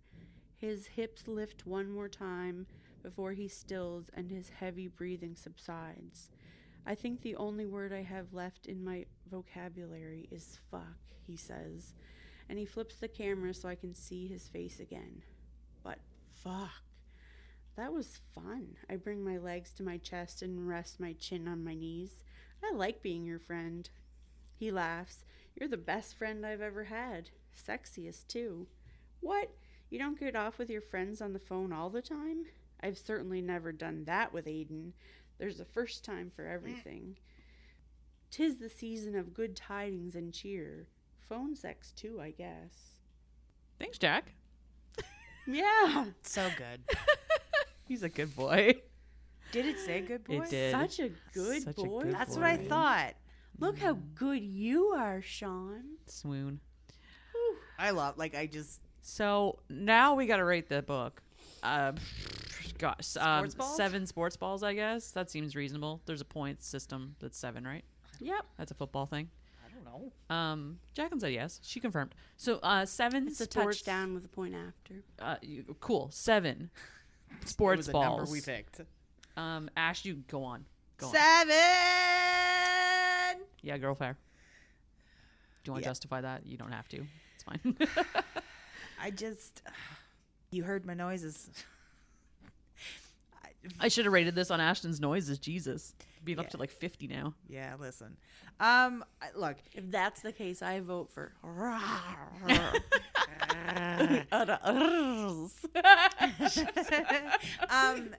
when I read books, I tend to look at, like, what would I have changed? Right? Or Like, what would you if- have liked to be different? Yeah, what would have made this better? Pictures. Yeah. I mean, Oh my God, Jacqueline, one of the gifts she gives him is because he carries around pictures of the people he loves in his wallet. Yes! She gives him like a booklet of pictures of them together. Which she like purposely went and was taking pictures of them together. Like it just look, It's so fucking Like sweet. little wallet-sized booklet. Yeah. Yeah. They're so fucking decent to each other. It there's kills nothing me. I would change. Like everything about this book. I want to change the world to be more like the book. Can we do that? What I would change is I want Shawn. No, like everything about this was just so fucking delightful. And there's gonna be I think there's gonna be a third one, and I am just like There is. I'm yeah. here for Oh, it. sorry. I should mention that. Book 3 is called Behind the Camera with Dallas. And book 4 and 5 have been teased, but there's no info on them yet. Oh, I'm so excited, especially where like the novella hits off so hard and so good. The for me. chemistry she writes. Yeah, I'm shooketh. Did you read the first one? No. Well, you're gonna have I'm to. gonna, but I got a lot of books to read. It's on there. It's short. At least it's short. Yeah. I just so. Again with the words. So 7 out of 7 7 sports out balls. of 7, hands down. That was easy. balls. It's very funny. The higher you rate something, the less you have to say about it. Typically, it's very interesting. It's to me. usually noises. Yeah, it's Yeah, just a 'cause bunch of people noises. usually like to complain about things, not Yeah, say I mean, nice things. I said all kinds of nice things about it. But you also made noises, and that's good too. yes. you know, I think I have to agree with you On the 7. on the 7. I kind of low key hate rating things top, but it's know. It's such a good book. I know. I had so many feelings about this book when I read it too. I was genuinely worried about you reading this book. and like and fair because like I don't know that I've ever come across a book that didn't have a third act conflict that was this fucking good. Like I'm floored by how decent this book was, and usually when I read shit the second time, I'm like I've lost the luster about it. I just haven't for this one. You avoid books that make you feel too. And I do, and like I don't know, man. There's something about, and here's the thing too, because like I love a fucking Friends to Lovers. I love it. I don't. I love it. I don't. I love Enemies to Lovers. I think I might like Friends to Lovers as much, like, which is shocking because I love conflict and like the angst that an Enemies to Lovers has, and there's no angst in this at fucking all, which is crazy to me that you and I both love this book. That like it has all these things that like generally the books we rate the highest has a lot of these certain things in it that this book does not have. Like it's the roller coaster effect. Like you raise you up so high to sink you down, and like this, But this it still doesn't has have that. it still has a lot of emotional fluctuation though, and Yes. it's all like internal conflict. And again, it comes back to that like first person perspective thing where it's like you're getting this like kind of peek behind the curtains for both of their emotional states. And it's used so well in this book too, I think. I think it was the high level of emotional intelligence that this book seemed to come at it with, or the author seemed to come at this book with, and it was just like this, the relationships they outline in this, Yeah. and the fact that they're like, what I want in a relationship is to be seen and to be equal, and those things, like those are such core values for me, and I'm just like, it's such a heartening, lovely book. And I'm like, I want this to exist in the real world way more often. Like this kind of wholesome, lovely relationship with other people. The only thing I have to say negative about this book, like fucking at all, is the cover. It's a bullshit that's cover. fair. It's a bullshit stock cover and I hate it. But like that's this- all I got. That's it. Does this author have any like other major book? Like I feel like they're That is a dumb cover. And it's not even a here's the thing, it's like a YouTube video on a phone. It's not even TikTok or whatever, which is what they cited as it being like a bajillion views on TikTok. Well, Yeah. and also it's FaceTime. They're just on FaceTime, so like. That's literally the only thing I hate about the entire book, which is they have crazy. more novels. Yeah. I didn't realize they had more novels. Now I'm gonna have to read these. So 7, Jack, Um, you were like you were into that reading it, weren't you? I just looked at my notes that you gave me again. Like I read them before, but yes, I'm a Steelers fan, which we already discussed. Nailed it. See, I knew that. But have I ever been to a football game? Yes. Bucket Nuts and I went to Pittsburgh Okay. in maybe 2017 Oh, I remember this. Yeah. to see the Steelers and the Packers play. And Bucket Nuts is a Packers fan, and I'm a Steelers fan. And it was Who won? the fucking best thing ever. I was made to be a football fan.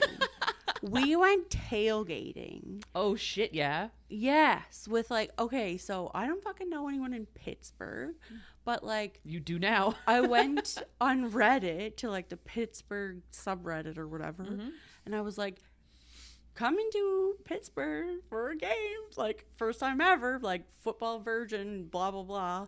I just randomly picked Pittsburgh to be my favorite team, mostly because Troy Polamalu's hair. Do you remember him? He's like had like the Head and Shoulders commercials. the Head and Shoulders commercial. Oh, yeah. Yeah. Yeah, okay. So partly him and partly It's the their commercials colors. for me. Yeah, That's it. I love them. But My son had a anyways, Palomalu jersey. Amazing. Good, he should. Yeah.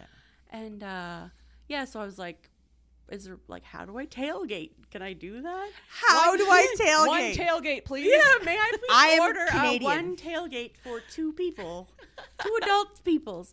And so like this guy was like, hey, we do this like every home game, like because he has season tickets or whatever, and like they like rent this spot for the whole year in the parking like lot. It's not just like in a random spot or whatever, but he had this like group of them have this like little corner spot, and they had like porta potties rented, and they had like a fucking personal chef, so they just like pay the personal chef guy. He like buys everything and like cooks it for them, and they just like he cleans up after when everybody like goes to the game. And it was like fucking wicked. It's just a random guy off Reddit who was like, come on. So Bucket Nuts being, we were like, oh shit, like he's wearing his Packers gear, and of course I'm wearing all sorts of Steelers thing. But we're like, is it gonna be weird that he's like a Packers fan at the Steelers thing? But no, there was like half fucking Steelers fans, half Packer fans, and we're like making friends with everyone. And we bought Football, bringing people together. right. Well, it's interesting because they actually mention it in the book because she ends up in a box seat with one of the other team's players, The Wags. the Wags, one of their significant others, but it's for a different team. And she's like, "Oh, is that a big conflict to be like me in the box with another person from a different team?" And he's like, "Nobody cares." Okay. You know what's going on? You know the whole like Travis Kelce, Taylor Swift thing that's going on? Yes. Okay. It was very like the She's person. a pop singer. Yeah, she's a pop singer whose partner plays on the other team, and she wants to sit with Lacey.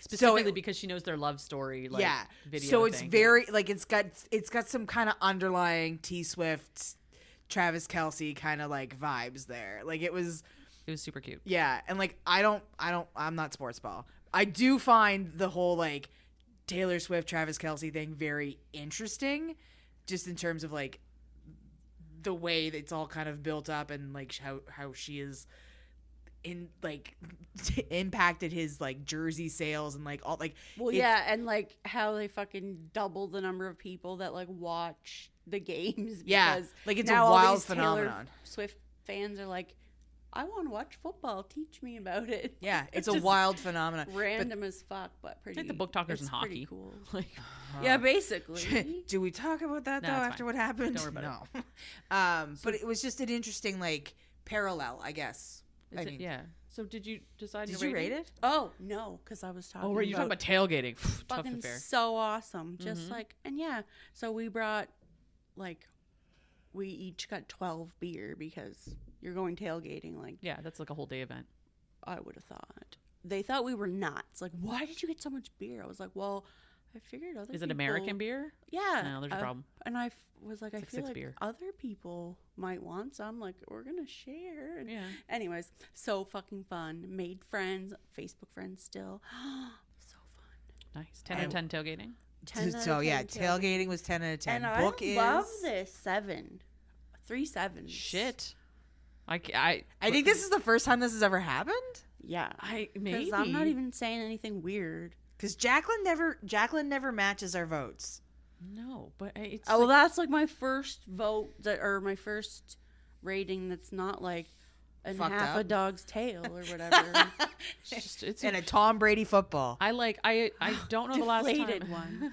I don't know the last time I've read such a well-rounded book. And I'm kind Like, of I want to floored. read it because I like football. And what I had to read wasn't like I feel like there was like maybe one or two like parts, but like But even like the sex that's just scenes because and I get a stuff. little uncomfortable in general. But it wasn't like True. super awkward, disgusting. Oh my gods! It's not, and this is the thing. It's And not she over called the him top. a good boy. So Yeah, she fuck. did. I loved that. So fun. I You'd love to see it. The dynamic between them. Ugh, swoon. But like, is it almost like too perfect because they're very like equal? Shut than your their whore mouth. scene? no, you know what? It doesn't. Here's the thing, Jack. It doesn't even come across like too perfect. Because they're such imperfect people at their cores, Right.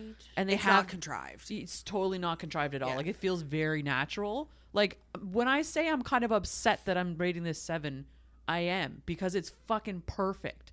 And I low-key hate that because I hate, like, nothing's perfect, but this is so perfect. Nothing in the world can ever compare. It's such a good book. We're So ruined. Except for ruined. tailgating.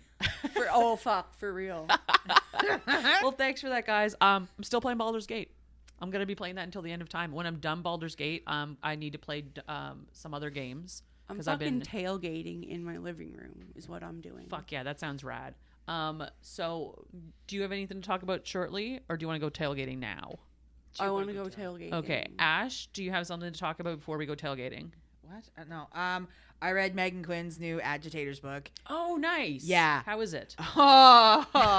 Listen, more noises. Levi Posey was like, and has always been my I love like. the name Levi. Oh, listen. Okay. Super cute name. Love that name. I feel It's- like it could be good for a girl or a boy. I think so. agree. Yeah.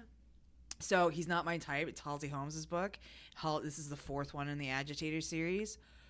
Sweet motherfuck. Connor Crace. Yeah. I swear to Jesus. Oh, audiobook. Yeah. Yes, Yeah. the way he says fuck. And this audiobook was done in duet, so he had different voices for Posey, Silas, Pacey. All the fucking characters have different narrators. I was fucking shooketh.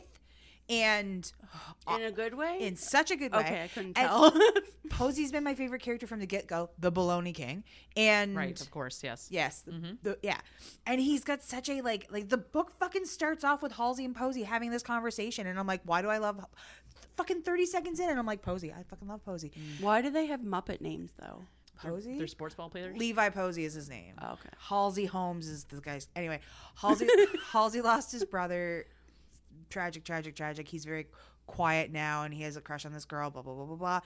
He gets roped into, or the girl that he likes gets roped into staying with him because Posey says he needs somebody. Posey says Halsey needs somebody to watch his bonsai tree, whose name is Sherman. And Rachel, the fucking smut in this book. God damn it! I can't handle any more noises. It's a lot of noises. Listen, Coming from that side of the table. Oh, This is why she has her own table now, guys. Yeah, we segregate after our own table. it's there was even there was a point Use where your words. he gave her a vibrator and allowed her to use the vibrator on him in areas, and he was down for it. I'm like, I love Is him. this the 4th book you said? Yes. Damn it. Yes. I'll put it on my list. Just and like there was like the feels, but it wasn't like a 3rd act breakup in it either. But there was like the fucking like there was enough shit that like kicked your ass and like, oh my god, it was yeah. Perfect. Yep, that's Megan it. Quinn strikes again. Yes. God, I love Megan Quinn. Connor Crace. I thank you. Desperately. Teddy Hamilton also. Yep, you are. Yep. They all strike again with their vibrators. They're On our vibrating clits. voices. I don't know what it Their is about vibrators are their vocal cords in this case. I don't know what it is Yeah. about when a guy like is comfortable enough to have you put something in his butt. I'm just like, yeah, that's Yeah, we stand sexual positivity. Yes. Of course. Do the thing. And Go Sherman. sex. Woohoo. Boo. And Yeah. Sherman, the bonsai tree. I like Yeah, that. 10 out of 10 Sherman bonsai tree. Love Yeah. that. Anyway, so yeah, I read that. I listened to that, and it was a fucking enlightening experience. Well, that sounds amazing. Let's go tailgating. What's it called again? He's not my type. By Megan Quinn. Cool. Yeah, he's not my type by Megan Quinn. Lovely. Thanks for that, Ash. Thanks for letting me talk about it. Now I need to read all those books, so I appreciate that. The book we read for next episode. It's no. It's our Valentine's Day episode. So a little bonus. So we picked a book by Vera Valentine. By we, she means she picked a book by Yes. Vera Valentine. Get your cinnamon flavored And semen. The book I picked of Vera Valentine's is called Carnal Cryptids East Coast. So we will talk about that on our special Valentine's Day episode the next time we see you. So thanks for joining me, guys. Love this book. Thanks for recommending it, Ash. Appreciate that. I win. Sevens all around. Sevens all around. So we'll see you guys next time. Cha-ching. Bye. Bye. Thanks for listening to the Queens of Spice podcast. You'll find us on Instagram and Twitter at Queens of Spice. Or if you want to send us an email, you can reach us at queensofspice@gmail.com.